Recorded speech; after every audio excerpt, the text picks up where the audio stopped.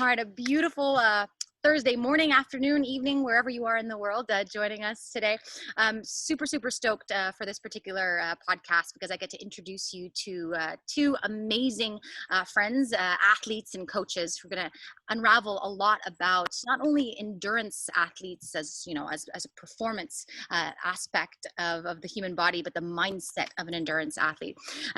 Again, if you haven't met me, my name is El Ada. I'm the chairwoman of Trifactor Engage, and here with Breakthrough in Action, we're simply just trying to be inspired by the community for the community, bridging the gap between you and the answers, amazing testimonials, amazing experts in our global network of health professionals, awesome athletes and coaches like you're about to meet right now. So this is welcome, elite performance coaches. They're also elite athletes, and they are also one of the most recent victories that they've had is, oh my gosh, recent. It was last year's 2019 SEA Games where they were coaching our gold medalists and silver medalists. So ladies and gentlemen, without further ado, Coach Dan and Annie Brown. Welcome. Hi, everyone. Thanks for having us. Nice to see you. This is our a powerhouse duo. What's up, guys? So you're coming to us from New Valley, yeah? Yep. In Laguna. How has training been there during this period? Been here the whole year, basically. I haven't gone anywhere. Went to Subic Bay a few times lately. I'm surprised you got to Subic Bay. And came back. It's okay. You're only going to get the honest answers from me. So. I know. You know, this is why we have the two of you here. Because Annie will just she will just make something up and I'll just give it to you straight. It's a very simple procedure. We need a little bit of comfort as well as the smack in the head. So I thought you were just going to get an Asian person talking, like making stuff up, right? And then you ran into me, and everybody else did too. What do you call that? That mood. I think you need a little bit of both. You need a little bit of both. You need the sharp, right? And you need the curve. Coach Dan's like, oh. Well, anyway, guys, thank you so much for coming on for this particular segment. I know many of the triathlon community, especially in the Philippines and around the regional area, will know the two of you, not only for your athletic record, but also because of the amazing athletes that you coach. And so during this episode, I want to go into the mindset. You know, triathletes are a very special kind of breed because a regular average day Joe would say, who in their right mind would put themselves through that kind of torture for fun, for passion, for enjoyment and fulfillment? So before we dive into the particulars, one, we in their right mind, to you guys and individually, I guess Coach Annie, you can start. What is it about triathlon and the endurance mindset that, how were you personally able to connect to your why, to put yourself through all those hours of basically, it's constant resistance, not just physical, but it's mostly obviously mental resistance. And so what is your driving force for that? You said it yourself. It's a lot of resistance. And I think that's really what keeps me going. It's really, I think, human nature to keep pushing, keep trying to improve oneself. And I find that this sport has helped me do that in so many ways, not just physically. And it's still continuing to do so, even after decades of doing it in not just for myself as an athlete, and now there's a different aspect in coaching as well. So it's helped me get from one level to the next. And I think what keeps me going is that I know the end is still a long way. I mean, I've only seen the tip of the iceberg, so to speak. So, yeah. I love what you said. You said it's human nature. There's no end. There's no end. It's like David Goggins. Exactly. Every day. It is exactly like Goggins. Exactly. There's no end. There's no rest day. Yeah. It takes a rest day. Soft. You wait your turn, Coach Dan. No, but it's not exactly like Goggins. So Goggins was, if anyone is not familiar, the guy who basically adheres to the growth mindset, which is trying to look at challenges as something to propel us forward, not rather than to retreat. And it goes to what you said, Coach Annie, how it's human nature to keep pushing. Because yes, that's human nature, but that's not exactly what the culture scape of this day and age is like. If anything, if there's resistance, there's this new culture of no, stay in the comfort zone. So we'll get to that in a little bit as to why that is. But the growth mindset, like you said, is what is you have a different relationship to the resistance, which is what makes you who you are, which is what makes you inspiring. Okay, Coach Dan. What is your driving force other than not to be weak? I sort of like got into triathlon because maybe what was I going to say? So if you're not familiar, Coach Dan had a really long day of training today. Exactly. The neurons. No, what I wanted to do is like I wanted to be able to control certain things in my life. Okay, so like a lot of people, they get into it because they feel like there's a whole lot of peripheral stuff that's going on in your lives that you don't feel like you can control, like whether you can't get a job, or you're just looking for something and it doesn't appear there. So like for a lot of people, I think I got into it the same way because I felt like if I put in the work, then I would get sort of like a result out or some sort of satisfaction, or so it's just a way of something being tangible, I guess, in my life at the time. Little did I know that, I have a really addictive personality, which a lot of triathletes do with, in a lot of areas of their life. And so it sort of took over my life.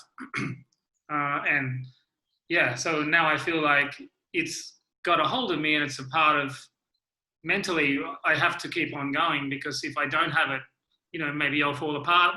Maybe not necessarily, but right now I feel like that, but it becomes a part of your life. I mean, exercise is important for circulation, for thought processes, for the health of your body. Yeah, so many things. Well, so it's important. It becomes very important to a lot of people. Whatever level you choose, that's up to you. And your level of addiction and drive for whatever that is, that's going to change person to person and from country to country, I think also. You said something very, the word addiction. And obviously in the regular culture scape, there's a negative connotation to that. But, obviously when we think about addiction, it's always, a mother who is just absolutely enthralled by her child. One may also say that she is addicted to her child.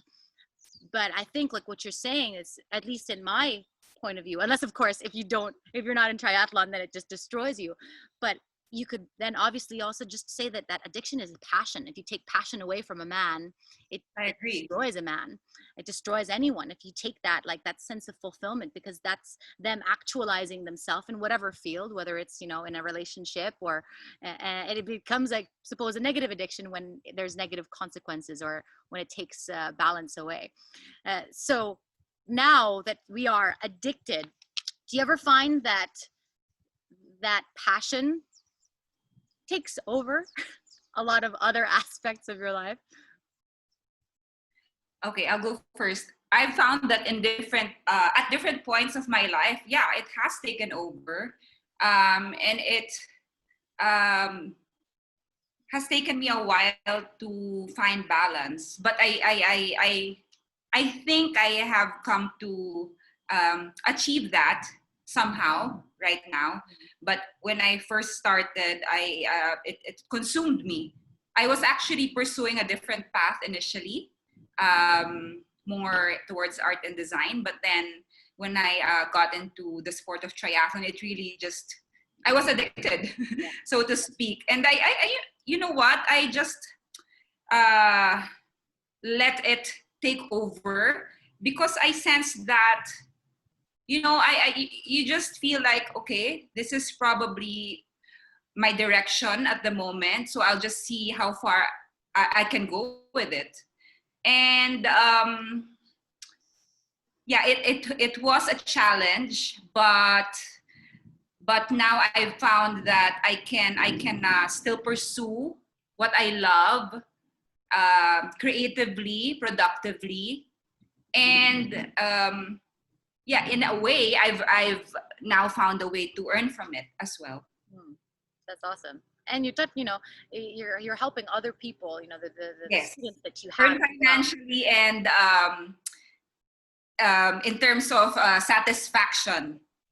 That's awesome. In career, yeah.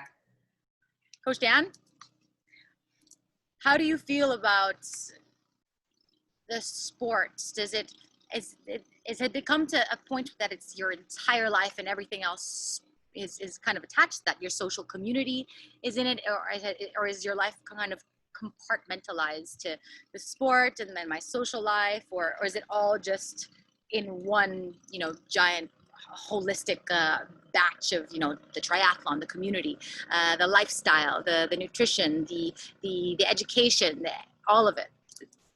Because you used to be a musician.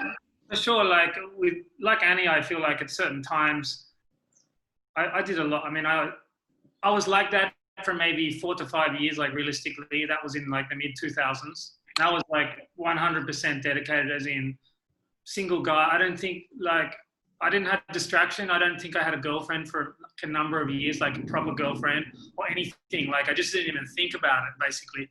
I'd be thinking about how many, I'll be drinking a cup of coffee so I won't eat, and I'd be weighing myself every day. I mean, it was crazy, like obsessive type behavior, which I have a really obsessive type behavior anyways. Annie would know, and other people.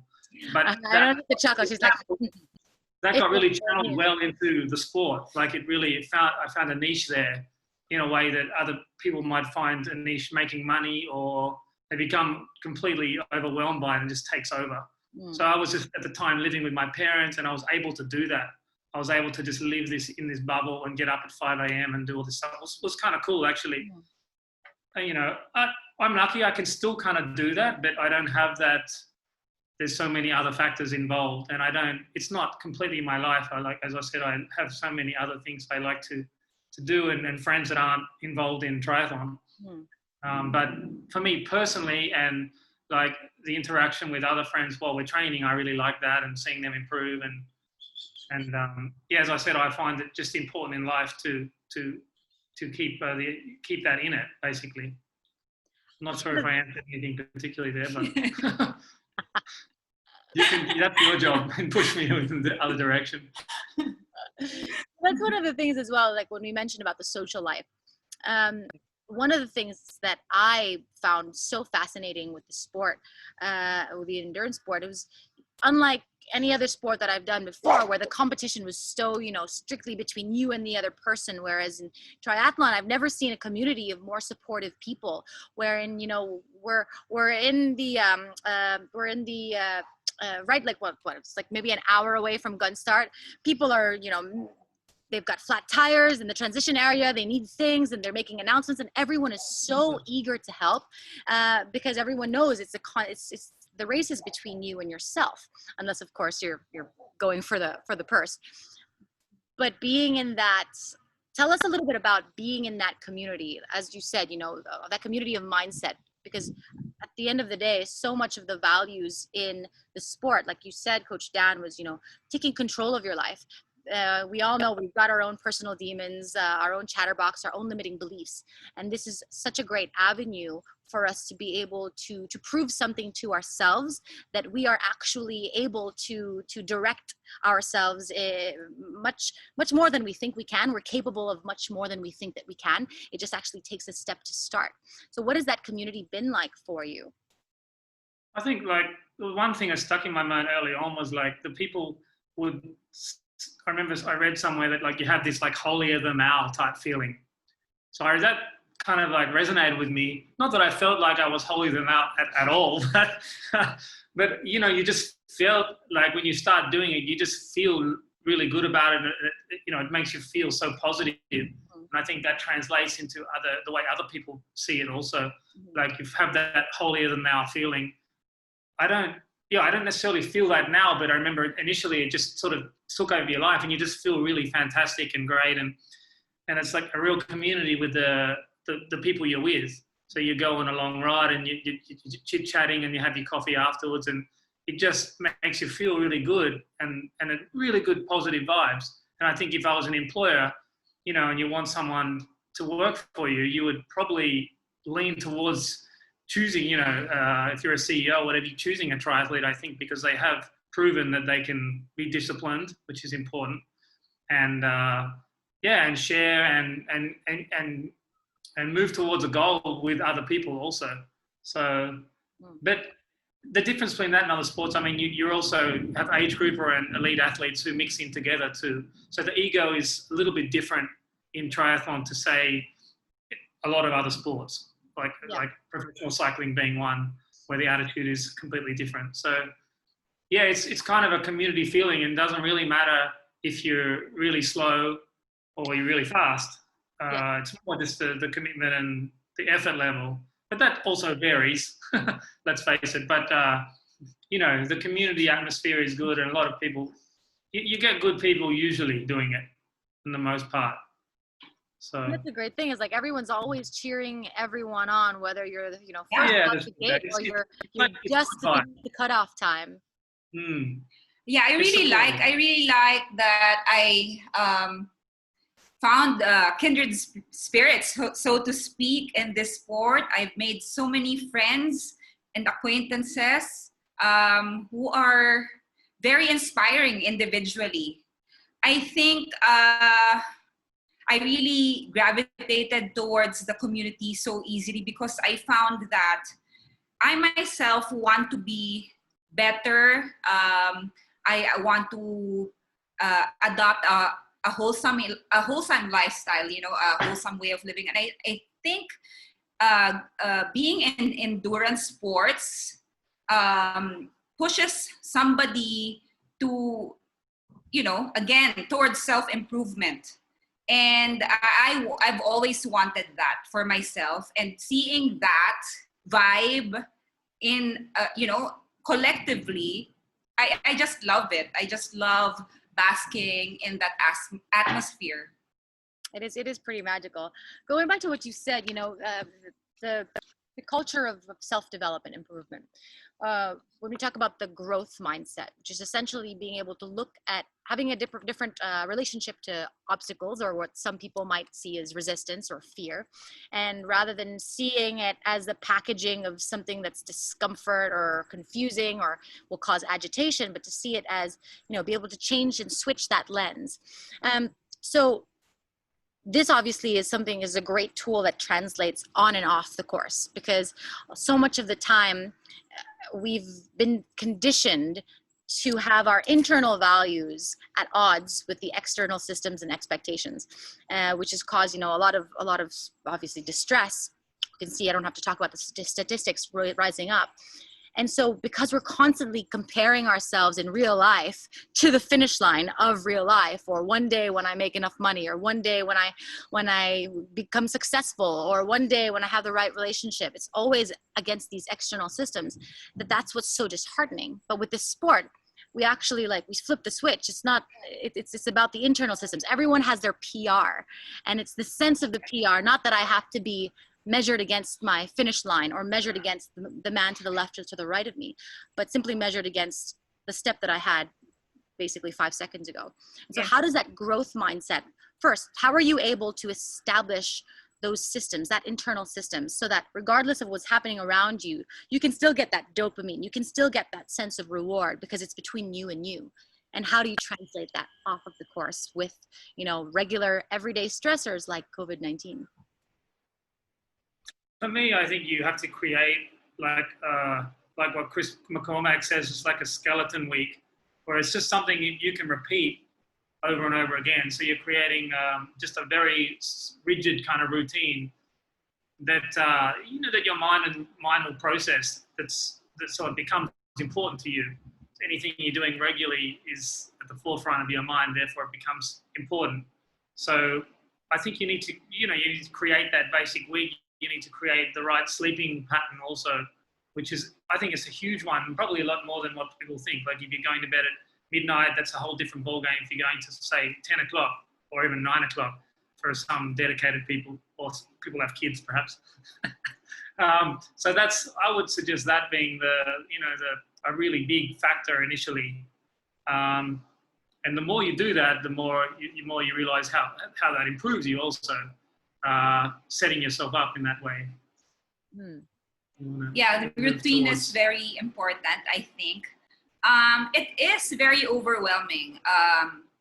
I'm going to talk about the aspect of ours, for example, trying to achieve a certain goal as you are trying to finish your first full Ironman, right? So when you think about it, it's very overwhelming initially. So you have to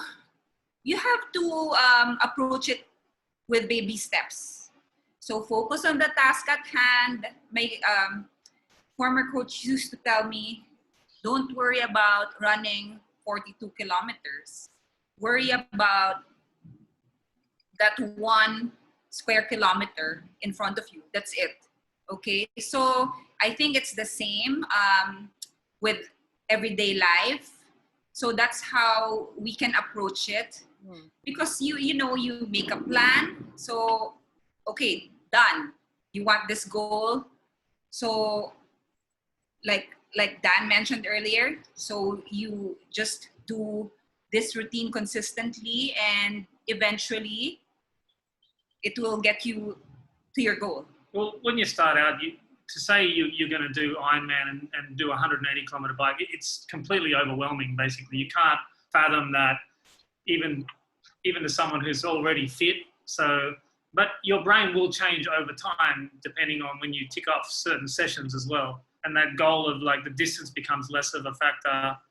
It's more, so you're sort of banking in the training, you're banking what you've done for later. So if you bank that kind of 40K ride, or everyone remembers their century ride or their 100 kilometer ride. Yeah. They're going to remember how fast you did it in and how you felt when you did it. And so that gets sort of put away in your brain for later so when you race, you think, oh, that I got to 100, that was fairly easy. So in a half Ironman, that 90K is, I already achieved that. Yeah. So it's a matter of just sort of banking things away to move forward with later and then improve. So once you cover those distances, then you can worry about sort of intensity within the distances also. And then, so you have a really good session, then you're able to use that for your advantage later. It's like depositing into an account, and then you draw from that energy or from that feeling or emotion or sensation that you had when you first did your 100 kilometers. So it's like a withdrawal. So you draw strength from the previous experience and you bring it into race day. Yeah. What we haven't talked about is the bad experiences also. So importantly, you need to be able to have a way to process. I've struggled with this, like a lot of other people too, is like when you sort of get a bit scarred if something happens. So you need to find a way to sort of, if you have a bad session, you just sort of move on to the next one and just forget about that, because you can't be feeling great all the time. So how do you elite athletes feel like they have to be feeling a certain way all the time. You just have to shut that off. Basically, it doesn't work that way. But you're just still being that consistent week in, week out, because consistency in this sport is for sure the number one thing. Getting your body in the right shape and then being consistent are the two easiest ways an age grouper can go forward. Forget the training program. The initial steps are the two big ones. So, yeah. How do you practice the resilience aspect? You know, we're learning a lot. The resilience is such a buzzword now. And there's some people who think, well, you know, it's just not an attribute or a quality of mine. But we're learning, like, as you said, resilience is like anything, like a muscle, and that needs consistent work to be able to build. So how do you build the mindset of the bad days where you really don't feel tip top, and you know your ego is naturally starts to punish you? So then how do you build that affirmation? Or because you know, when we have a negative thought about ourselves or we start judging ourselves, we can't get anything good out of the experience because we're too busy judging the experience. And it's really difficult. You know, you can't just swipe away negative thoughts. You need to be able to replace it with something that's stronger and more positive. So how do you practice that practically? I'll just call it framing. So framing an event. So if you have a certain thought that comes in, you have to try and reframe that in a way that's going to be a positive thing. That's easier said than done too for a lot of people because it's a daily struggle. But the concept is that you make a positive out of each of those thoughts, and over time, the regularity of how you do that overrides the negative ones, basically. So I guess you have to sort of force yourself out of the comfort zone sometimes when you don't feel like that. Like a fear of swimming, there's sharks, because in Philippines, that's a really big one. There's currents. Reframe shark. I was going to come up with like an example, like, oh, what happens, when you injure yourself, how you reframe that. Oh, learn what. Yeah. Now, how do you reframe sharks when you see a shark in the water? It's the biggest problem in terms of reframing. If you're there, that's pretty serious. But, a lot of people are there. That's why the swim. It'll make you swim faster. As soon as you feel like you may die, that you're opening up, the Pandora's box. So you have to be able to constantly reframe that and talk yourself out of it. Well, small steps, as Annie said, the baby steps, one step at a time. But it's a matter of just doing that in a consistent way, or at least trying, I guess. Yeah, I want to go back to that. It's always, you're not going to be always 100% determined or motivated. It's, it's not possible. But you can, again, maybe make the task smaller or manageable, because you always have a choice. Let's say it's fear. It's actually you choose fear or you choose action, right? So that's how I work through. The fight or flight response. Yeah. That's actually how I practice my resilience or my grit muscle, right? So for me, it's two choices. You retreat or you try to make a way to get through it. You can't skip it. You can't go over or under it. It's not going away. Yeah. So, for example, shark. Talagang shark eh. Since you mentioned it. Okay, that seems like a pretty big obstacle, especially when it's not a big group of people. What if you're like further behind and you're a slower swimmer? You know the story of like when there's a bear in the woods and the guy starts taking his shoes off. He's like, "What are you doing?" I run faster when my shoes are off. Like, you can't outrun a bear. I don't have to outrun a bear. I just have to outrun you. So what happens? That's true. There's like 2,000 other swimmers in the water in an Ironman anyway, so just don't be last. I know, that's what I'm saying. So what if you're last? No. That's not going to help some of the viewers. Anyway, as I was saying, for example, a person has fear of open water swimming. What I would do is just take steps to be more comfortable in the environment. Okay, you don't want to swim too far out, right? So just initially swim parallel to the shore. Okay, maybe hire a banca or a boat person to stay beside you and watch over you, something like that. And as you gain confidence, maybe you can venture further and further out, and maybe ask some friends to join you. So for me, even if my background was swimming, I have to admit it's so different. Swimming in a pool, I've been swimming for my varsity team for 6 years, 5 days a week. And then I joined my first few triathlons. I was panicking, not because I didn't know how to swim. I could swim well. But, it's like, oh my God, I can't see it. What's under there? You know what I mean? But then I just had to, keep going. Because, I didn't have a choice. I wanted to do triathlons. That was the first part of it. I had to swim in the ocean, right? So, you know what? I found that after 5 or 6 times, I got quite comfortable with it, and I really that's the most enjoyable part of the triathlon for me, like the swim part. Yeah. Because now I can focus on using my strength, and I really enjoy that environment. I love seeing marine life. If I find any, cute And marine you life, can actually, you have like I that. like thinking about that. marine life, like sharks. Oh, you said No, something but interesting. It's like because of the so swim. yeah, it's Just not one with a hammer. you just keep going, as Dan said. Yeah. Well, because the swim start is probably, I mean, for me at least, was always the most daunting part. It's amazing how, regardless of how many, you can do the distance, but like your heart rate just shoots up. And Yeah. we know, obviously, Yep. what stress does to the nervous system, which just completely shuts down your prefrontal cortex. You just don't think. You don't Yeah. think. You panic. Like you said, you flight, and you just become retarded. In layman, you become retarded when you're scared. And the sharks can smell the fear. But it's like what you said, like rehearsing. It's just the rehearsal of it. Like it's the fear exposure. And I think that's what one of the greatest things about endurance sports that teaches people is how to control their autonomic nervous system.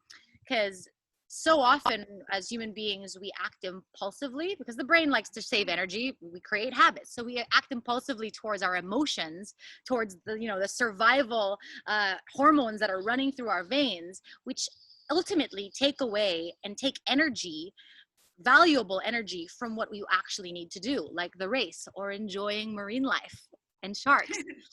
and so like there was this really interesting story about how the astronauts that first went into space and how they did it.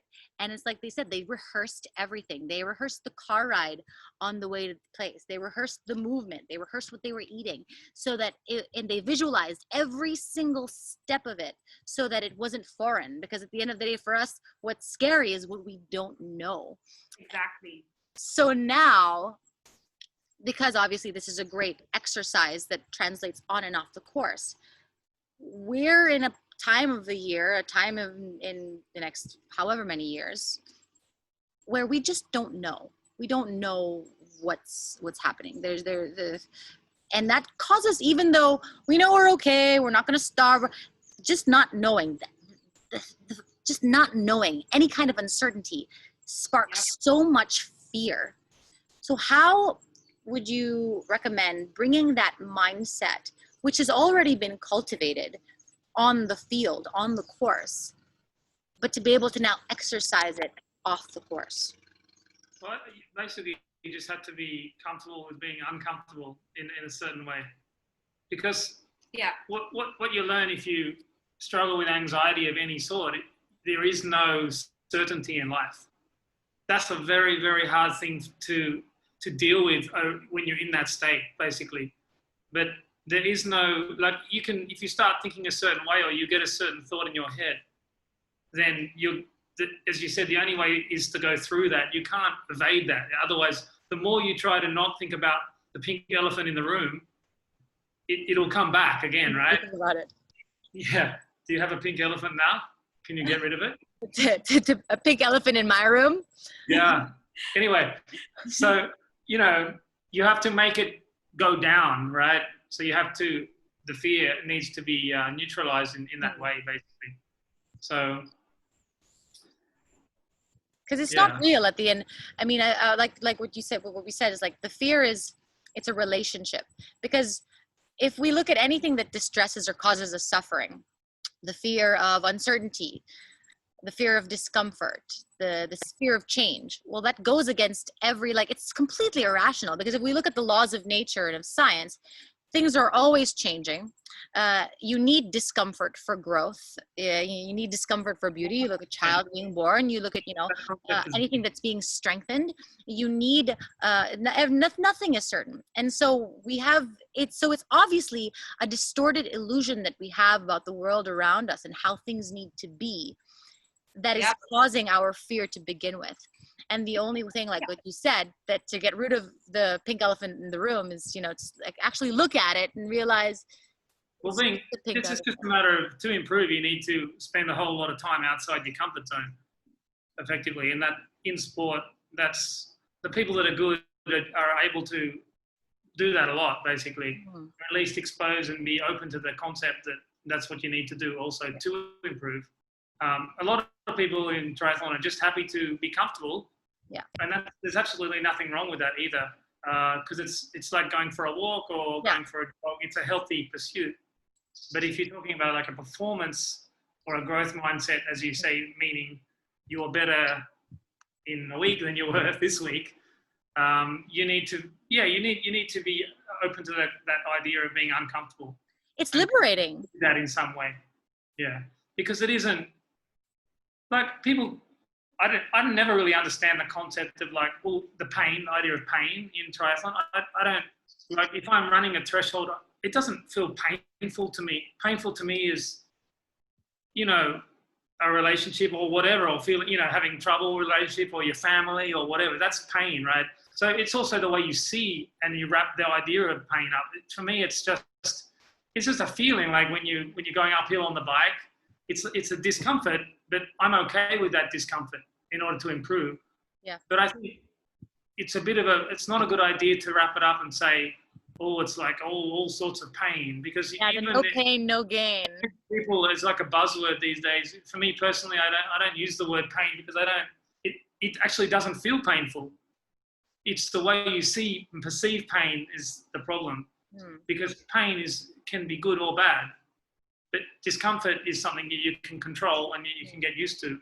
Yeah. So it's more like, when you're doing your interval running and it's 5K or 10K or 1K, it's just the way you see it, and in your mind you're going, I'm okay with this. All I know is that every time I go through something very challenging, whether or not it's self-inflicted. For example, I wanted self-inflicted. a certain time, that's self-inflicted. I wanted to do a certain time in this race. Of course, I brought on that challenge upon myself.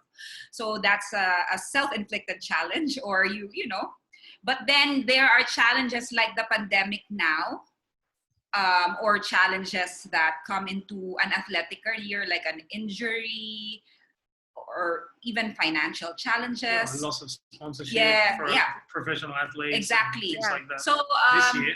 So going back for right now, the current situation, that's a shocker to a lot of people. I mean, obviously, not even us. We weren't expecting anything of the sort to happen this year. It's really like set back some people maybe, but for me, I'm kind of. I know some people will find it strange, but I'm kind of grateful to have experienced or been alive this year, this 2020, because it's really very unusual, and it really, really pushes everybody, to a whole different level. You either take it as a chance to grow, or you don't do anything about it. You take it for granted. You complain. You don't see. Yes. You don't see the opportunity. It brings you. So for me, I'm actually thankful, because historically, any challenge that has been thrown at me, I become so strong afterwards. I would not be the person I am today if I hadn't gone through all of those things in my life. So this year, 2020, is just, for me, I'm not belittling it, but I welcome it in a way, because I know that after this, everyone will be so much better. And everyone who has actually considered the strength or the improvement it may bring them. Well, that's like what you said about your growth mindset, and it's a choice at the end of the day. Yes. Always a choice, whether you fight or you flight. So whether it's an obstacle, I love it. Well, in Langkawi for my 70.3, there was this, towards the end, it was such a hot day on the run. There was the signs. They have some signs that just like kind of just irk you, and it says, remember, you paid to be here. I know. And But it's like what you said, when you come across an obstacle that you decide, you make a choice. It's not happening to you, it's just happening. And what happens to you is the decision that you make of how you choose to look around it. And there's a beautiful Stoic philosophy about, the obstacle is the way. Exactly. Exactly. I totally, wholeheartedly agree with that. And because, you cannot jump over it. It will just happen again. It's a pattern that will repeat if you do not learn the lesson. Yes, exactly. And it's, if anything, it's not just, survive the obstacle, but every single time you go through an obstacle, it doesn't have to be the whole, again, looking at it as one big thing, surviving COVID-19, but like you said, splicing it up into micro little mini steps, getting through one day at a time, getting through one emotional surge at a time as one little step that gets you closer, because that's what compounds into the momentum.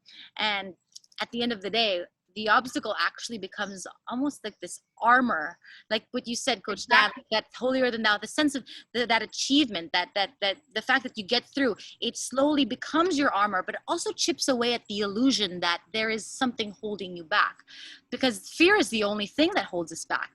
Think about it, if we don't have the resources, we can gain the resources. If we don't have the skills, we can learn the skills.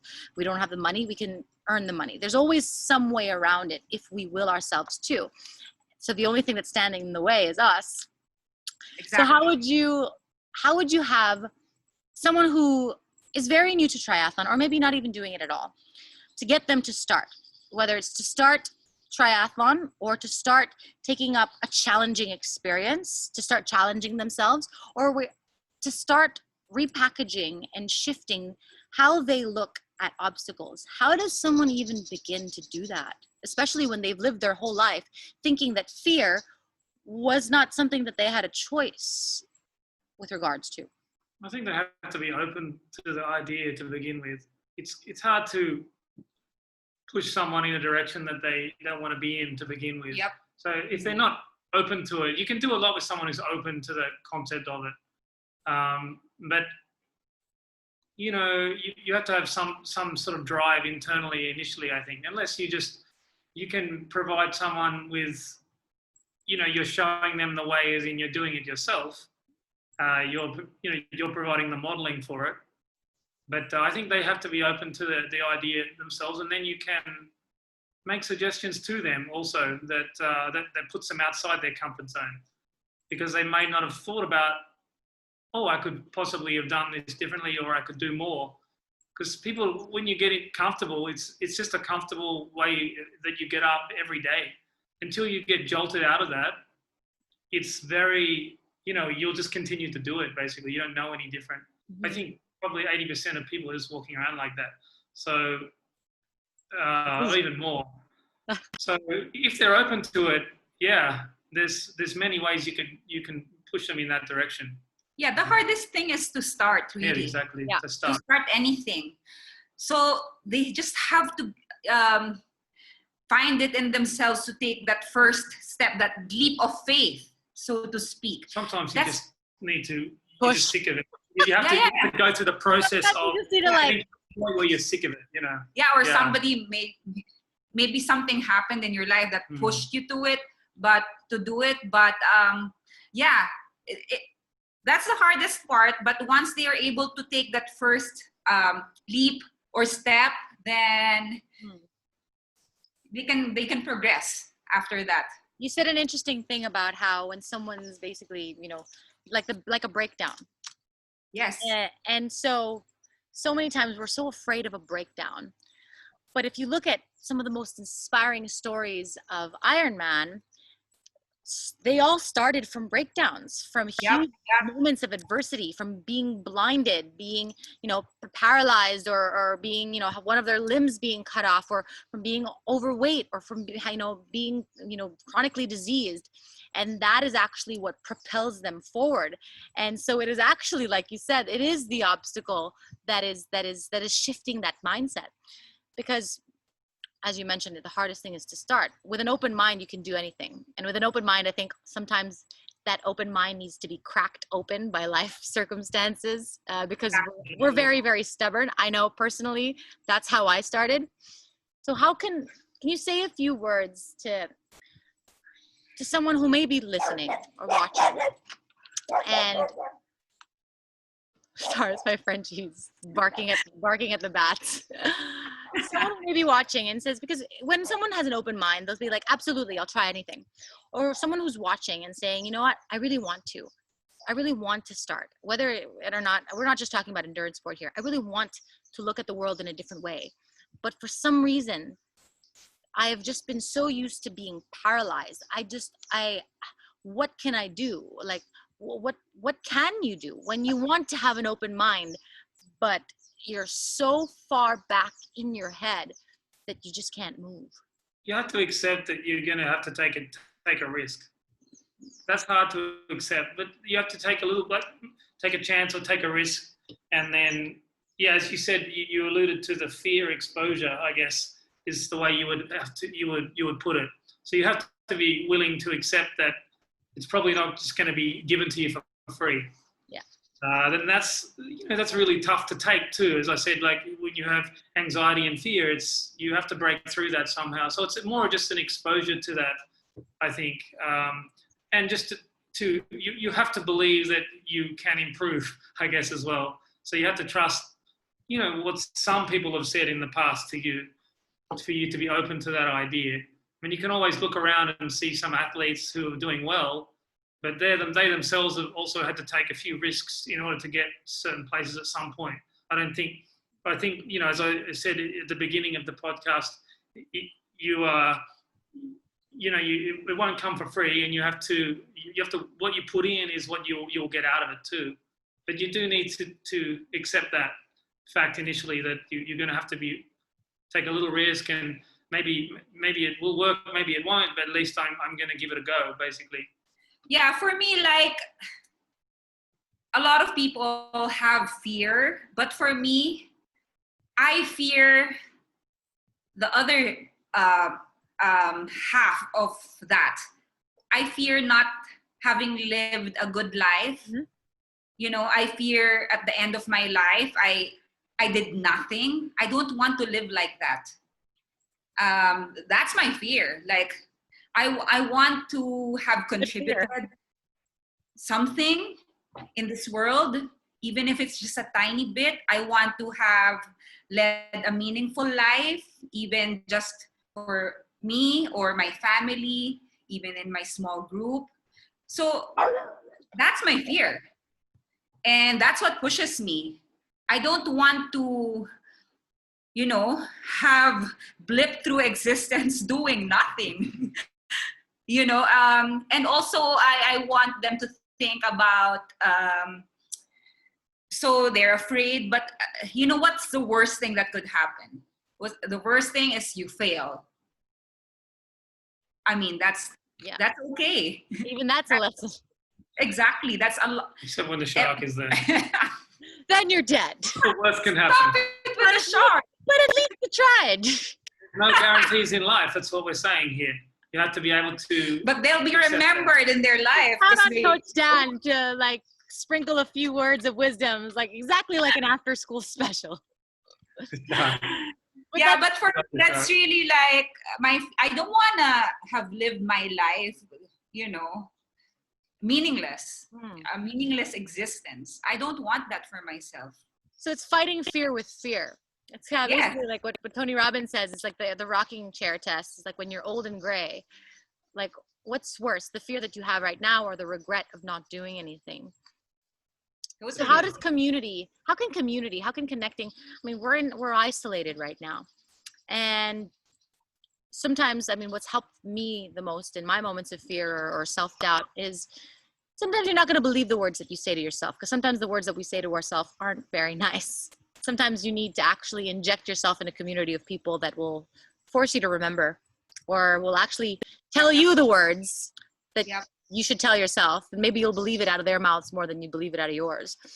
So what can people do to basically put themselves in an environment? Sometimes it is the environment that propels or draws it out of us. And so how can being part of a community be a driving force in that resilience on and off the course? It's difficult if you can't be in a community as such, but I think you need to create your own just daily routine that's going to be healthy for you, basically. So creating that, having exercise, because that's what we're talking about here, is creating that structure for your life, basically, and getting on with helping with your kids' schoolwork or doing some work you have, and having a structure in the day. That's going to be really important. If you can bring some people into that same circle, fantastic. I think that's going to be, you should take steps to do that too. Whoever's in your local area and they're sharing the same passion, then you should bring at least some point in the day they can join certain activities with you. Because a lot of people feel a bit alone, I think, at the moment also. And it's really tough times if you don't have family as well, if you're a single person or something, I'm not sure. But yeah, there's other people out there doing the same thing, so you can bring them in. But if it's just you need to buckle down and have that structure every day. Yeah, I think if right now I'm talking about the current situation and people cannot interact physically in groups, let's say they're really just not able to go out, or everything is online. The first thing I think you should be doing is filter what you watch, filter what you read online, filter what you see on social media, because you can control that. So I think if eventually you are able to create this positive online environment, because I'm talking about the current situation, and just immediately, that's what you can do for yourself. So that can be your community, even if it's virtual at the moment, because let's face it, that's the scenario, right? At the moment. So you can also just choose all the wholesome things to see, to read, to put inside your brain, to feed your soul. Those are all things that you can limit your Facebook usage. Yes, if you choose. Yeah, I think it sounds very simple, but it affects your psyche so much.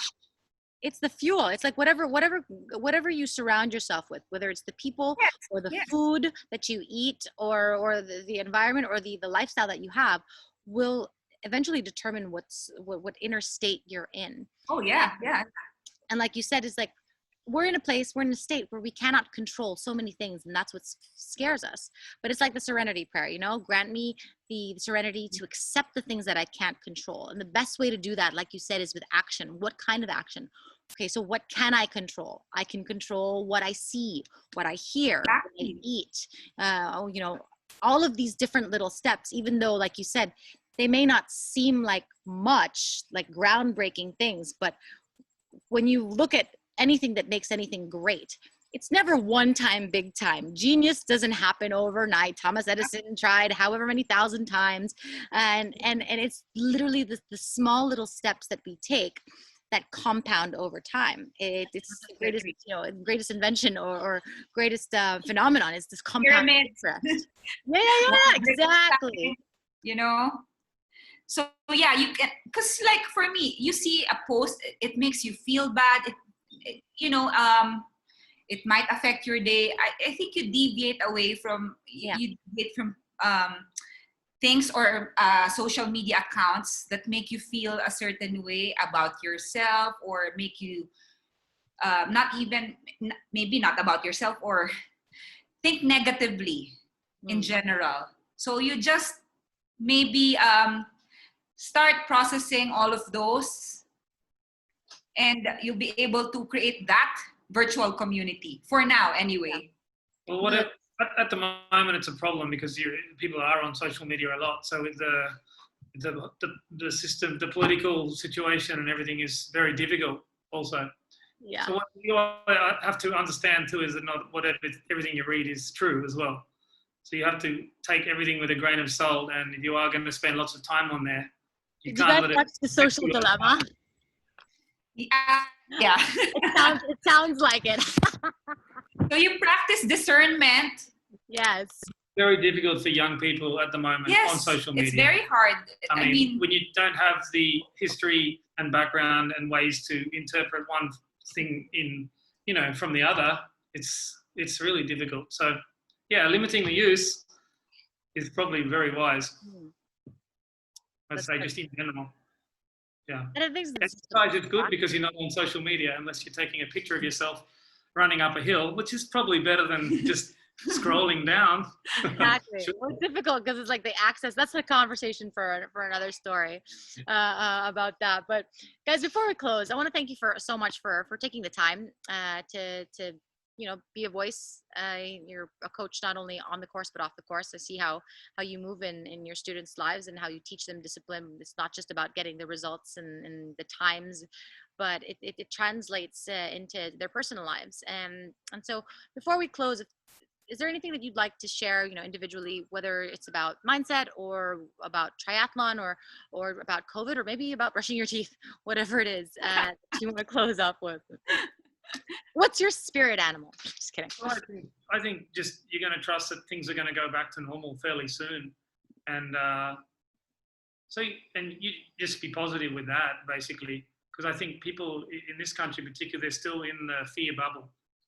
So you just got to move on with your life now. Also, I think just and accept that things have changed, and you can get out there. You can bike and run outside in the right places, and not many people are getting COVID from being outside doing exercise. I don't personally know of anyone, and I don't have any worries myself about being outside. I've been training outside most of the time. I don't have any qualms about that. If you're inside and you're in aircon or in a small enclosed space with longer exposure to talking with no mask, that's a problem. But being healthy and being outside is a good thing. And I think a lot of the talk is that it's not good to be outside. You should be inside hiding away. That's not good for anyone's brain to do that. So get out there, get the serotonin, get the vibes going that you need. And, we're going to have triathlon races are going to happen again fairly soon. In a lot of countries, they're happening already. So once you move away from that kind of fear and start moving forward, it's going to be better for everybody too.